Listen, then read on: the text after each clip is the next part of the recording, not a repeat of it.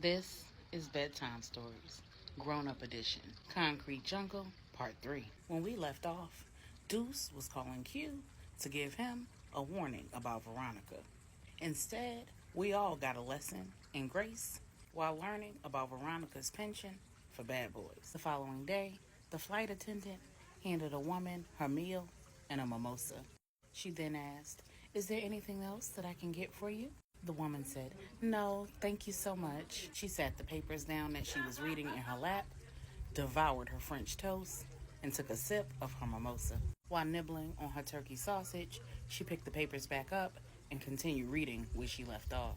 I can't recall if I've mentioned this in any of my previous letters, but I think it's important for you to know that I pray before I write. I ask God to give me the words so that I can ensure that what I write is an accurate reflection of what I've experienced. I also ask Him to bring you to each letter in His perfect timing so that it will impact your journey in a way that's rewarding. I ask Him to use it in a way that brings you closer to Him. My hope is that you'll not only know me better, but somehow you'll know Him better.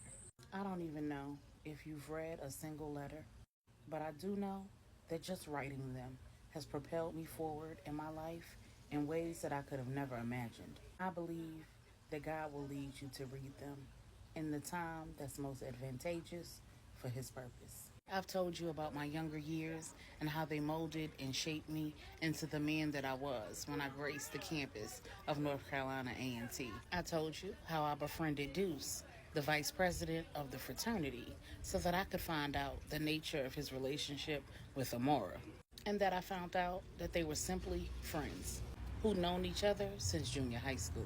What I didn't tell you was that I made a deal with him. If Deuce could arrange for me to be in a situation where I could get to know Amora better, then I would attend his fraternity's informational session.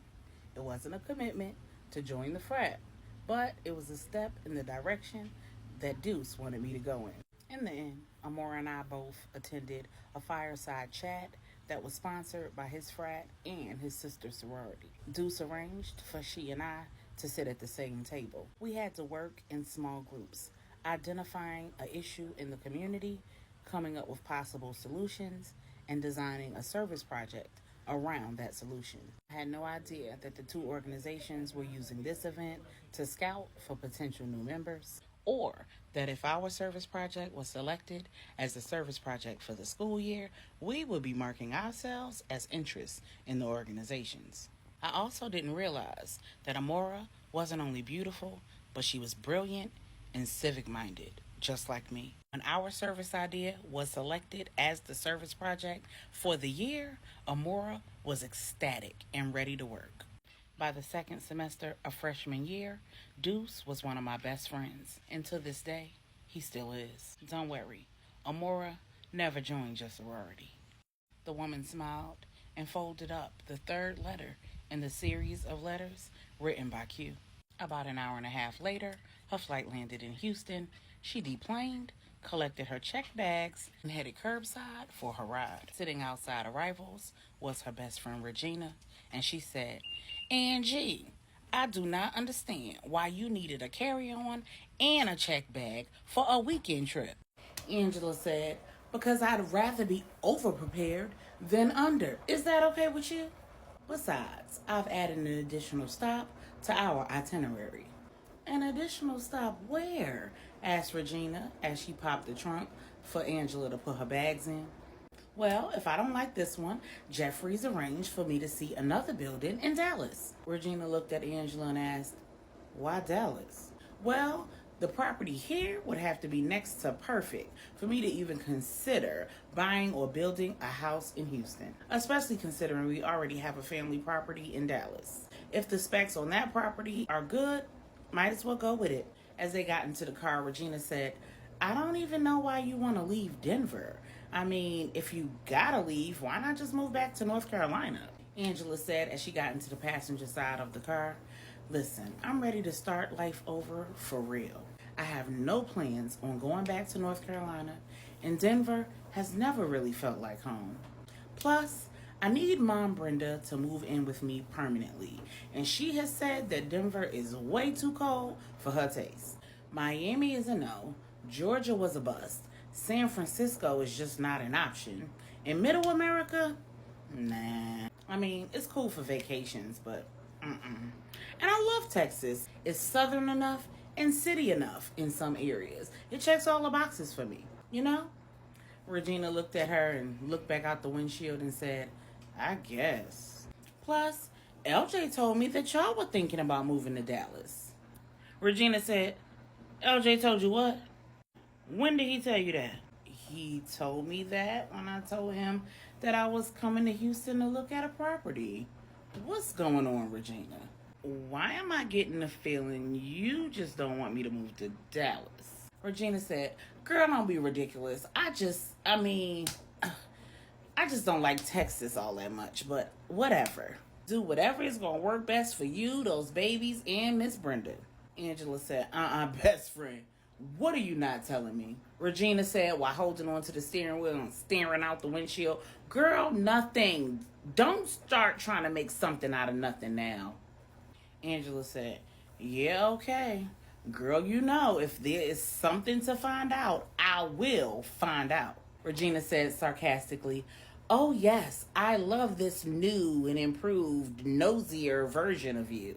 Angela rolled her eyes and said, let me call Mom Brenda and check on these kids. She FaceTimed Miss Brenda and Miss Brenda answered the phone and said, praise the Lord. Angela said, hey Mom Brenda, what are my babies doing? Mom Brenda turned the camera around and gave Angela a full view of her children. As she said, as you can see, Angel is over here not being an angel, tearing up this toilet paper roll after I already told him to stop before I tan his hide. And Melissa is over here wrapping up her occupational therapy session. Angela said, Lord, Mom Brenda, don't let that boy tear that paper up. Can you please put the therapist on the phone?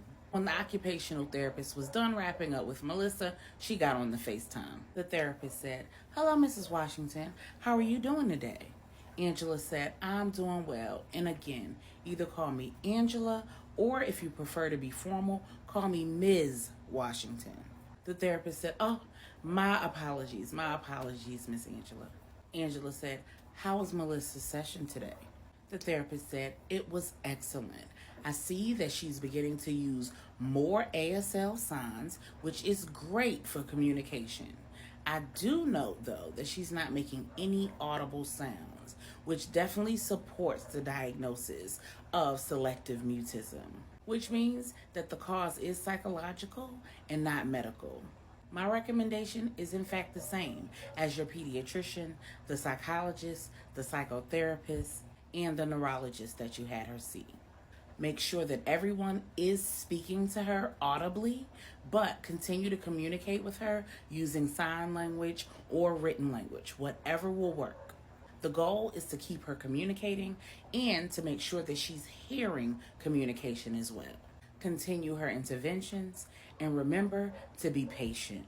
Children are very resilient, but when they have survived such traumatic events like Melissa has, there are going to be some physical ramifications. With loving parents, a healthy support system, and top-of-the-line medical care, I truly believe that Melissa will bounce back. Angela said, thank you so much, Marcy. I truly appreciate all of your hard work with Melissa, and I look forward to seeing you when I get back in town next week. The therapist returned the phone to Miss Brenda, and Miss Brenda said, who wants to talk to Mommy? Both kids came running and smiling and either audibly saying or signing, Mommy, Mommy. Angela had an enjoyable FaceTime conversation with both of her children, and then she wrapped up the call.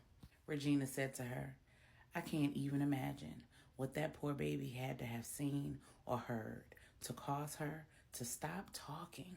Angela said, apparently more than any of us might ever know. What I do know is that when she thought that Melissa was asleep or in another room and unable to hear her, she would rant and rave and argue with herself and I guess her imaginary friends and talking about Marcus and me and what she was going to do and her plans, and Melissa would overhear her. As time progressed, she wasn't getting any closer to what it is that she wanted.